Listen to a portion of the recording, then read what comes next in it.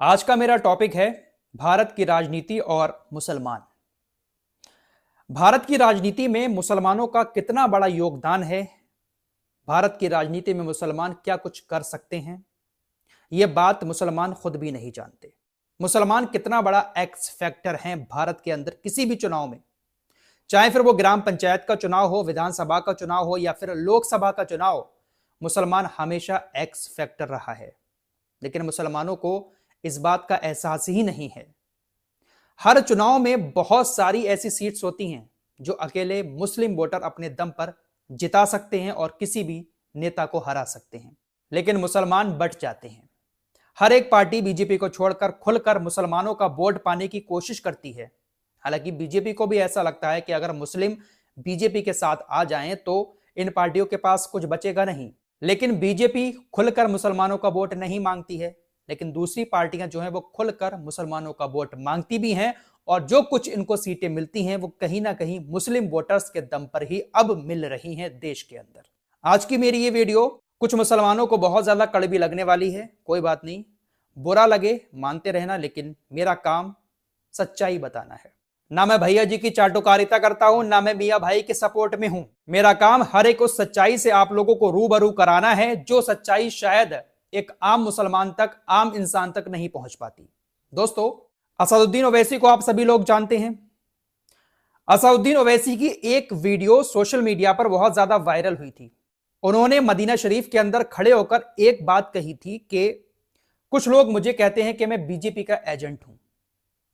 अगर मैं बीजेपी का एजेंट हूं तो मैं इस जगह पर, पाकीज़ा जगह पर खड़े होकर आज अल्लाह से यह बात कहता हूं कि अल्लाह, जो लोग मुझे बीजेपी का एजेंट कहते हैं, कयामत के दिन मैं उन लोगों का गिरीबान पकड़कर यह बात उनसे पूछूंगा कि आप ये जो मेरे ऊपर तोहमत लगा रहे हैं, मुझे बीजेपी की बी टीम या दलाल कह रहे हैं, यह बात कितनी सच है। कयामत के दिन मैं ऐसे लोगों से इस बात का सबूत मांगूंगा कि आपके पास क्या सबूत था कि मैं बीजेपी के लिए काम कर रहा हूं, बीजेपी की बी टीम हूं। असदुद्दीन ओवैसी खुलकर यह बात कहते हैं कि कोई साबित तो करके दिखाए कि मैं बीजेपी की बेटी हूं। मैं फिर से कह देना चाहता हूं, मैं हकीकत आप लोगों के सामने बयां कर रहा हूं, मैं किसी की चाटुकारिता नहीं कर रहा हूं, मैं भैया जी के लिए दरी नहीं बिछा रहा हूं।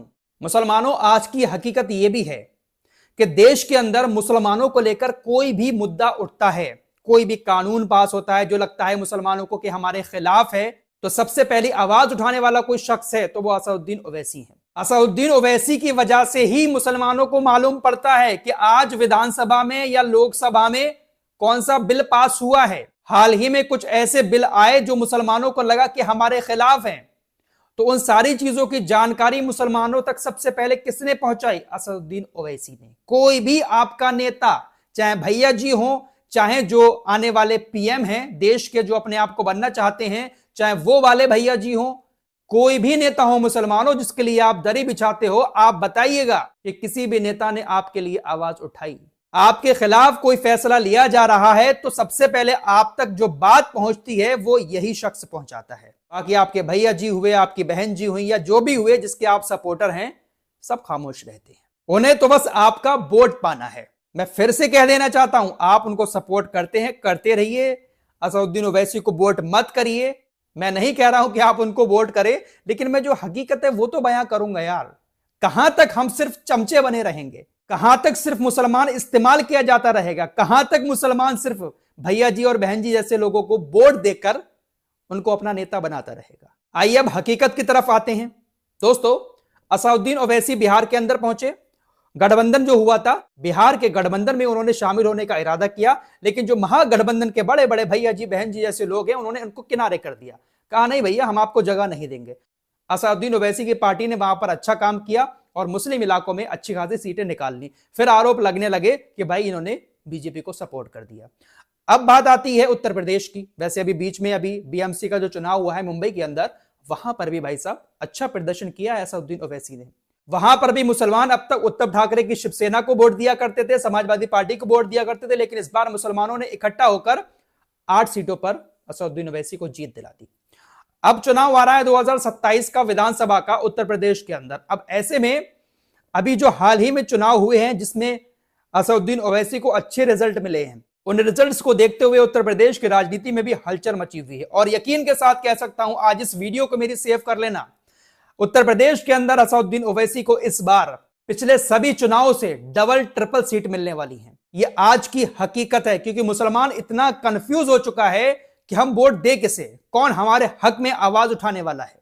सबको एक बंदा नजर आ रहा है, असदुद्दीन ओवैसी। 2027 में उत्तर प्रदेश के अंदर विधानसभा चुनाव में भी ये जो महागठबंधन है, असदुद्दीन ओवैसी को अपने गठबंधन में जगह नहीं देगा। समाजवादी पार्टी के महासचिव शिवपाल सिंह यादव ने 2027 विधानसभा चुनाव को लेकर यह बात साफ कर दी है। उन्होंने कहा है कि गठबंधन की जो अटकलें लगाई जा रही हैं असदुद्दीन ओवैसी के साथ, ये सारी की सारी अटकलें हैं, बातें चल रही हैं सोशल मीडिया पर। हमें असदुद्दीन ओवैसी की जरूरत नहीं है। असदुद्दीन ओवैसी की पार्टी से गठबंधन की किसी तरह की कोई बात नहीं हुई है। हमें उनकी पार्टी की जरूरत नहीं है। अखिलेश यादव को उनकी जरूरत नहीं है। सोशल मीडिया पर ये जो गठबंधन की चर्चाएं चल रही हैं, सारी की सारी बेबुनियाद हैं। तो अब क्या कर सकते हैं असदुद्दीन ओवैसी? अब ओवैसी को बी टीम कहने वाले मुसलमानों, जरा आंखें खोल के देख लो। मुझे पता है कि मेरी बातों का आप लोगों को बुरा लगता होगा, क्योंकि आपको अपने इलाके का नेता बनना है।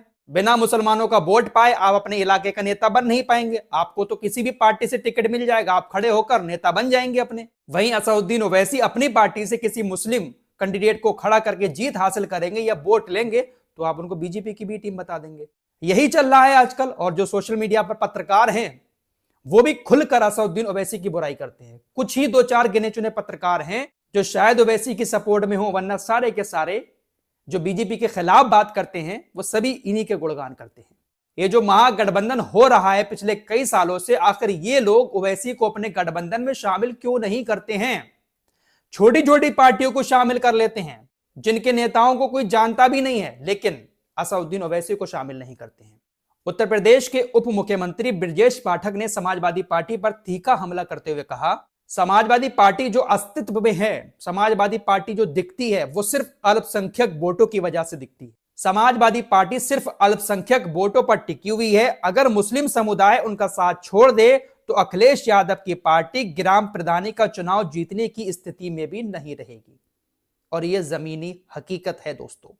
अभी ये जो चुनाव हुआ था, इस चुनाव में अपनी ही जाति के वोट नहीं मिले भैया जी को। जितनी भी सीटें जीती है समाजवादी पार्टी पिछले चुनाव में, ज्यादातर सीटें मुस्लिम बहुल्य इलाकों में हैं। अपने ही लोग भैया जी को वोट नहीं दे पाए सही से। सबकी नजर सिर्फ और सिर्फ मुस्लिम वोटर्स पर है। मुस्लिम कैंडिडेट खड़ा कर दो हर इलाके में, और मुस्लिम कैंडिडेट मुसलमानों का वोट पाकर अपने एरिया का नेता बनने के लिए ऐसी पार्टियों को सपोर्ट करता रहता है। अरे अगर मुस्लिम नेता बनना ही है अपने इलाके में किसी मुस्लिम कैंडिडेट को, तो ओवैसी को अपने इलाके में बुला लो, उनकी पार्टी के साथ खड़े हो जाओ। लेकिन असदुद्दीन ओवैसी तो बी टीम है। बी टीम इसलिए है क्योंकि बेचारे को पत्रकारों ने, नेताओं ने मुसलमानों के दिलों में बीजेपी का डर बिठाकर इनको विलन बना दिया है। आप लोग देखते ही होंगे सोशल मीडिया पर जो नॉन मुस्लिम पत्रकार हैं, जो बड़े बड़े नामी पत्रकार हैं, वो हमेशा सिर्फ और सिर्फ बीजेपी की बुराई करते हैं। कभी भी असदुद्दीन ओवैसी की तारीफ उन पत्रकारों के मुंह से नहीं सुनी होगी।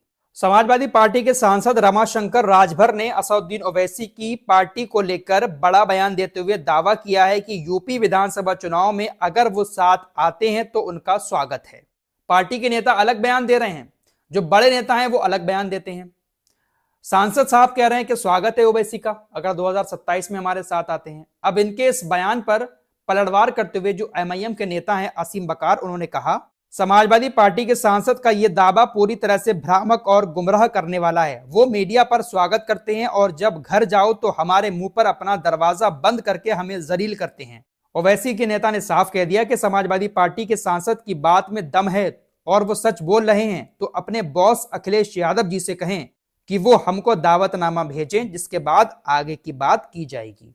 बिल्कुल सही बात कर रहे हैं। 2027 में अगर शामिल करना है इनको, मुसलमानों की कोई औकात ये समझ रहे हैं, तो वैसे को शामिल करें और कुछ सीटों पर लड़ा दें, 5-7 सीटें दे दें उनको, वो जीत जाएंगे, बात खत्म। लेकिन महागठबंधन वाले इनको शामिल करते ही नहीं है, इनकी कोई औकात ही नहीं समझते हैं। तो भाई 2027 में अगर ये चुनाव लड़ें, यूपी के अंदर आकर लड़ेंगे ही, और अगर ज्यादा सीटें जीत जाएं और कुछ सीटें ऐसी हों जहां पर ये मुस्लिम वोटर्स का वोट लेकर भैया जी या बहन जी या किसी को हरा दें, तो फिर बीजेपी की बी टीम कहते हुए रोना मत शुरू करना। मुसलमानों, आप लोग भी देख रहे हो कि आखिर ये महागठबंधन वाले ओवैसी को अपनी टीम में शामिल क्यों नहीं करते हैं।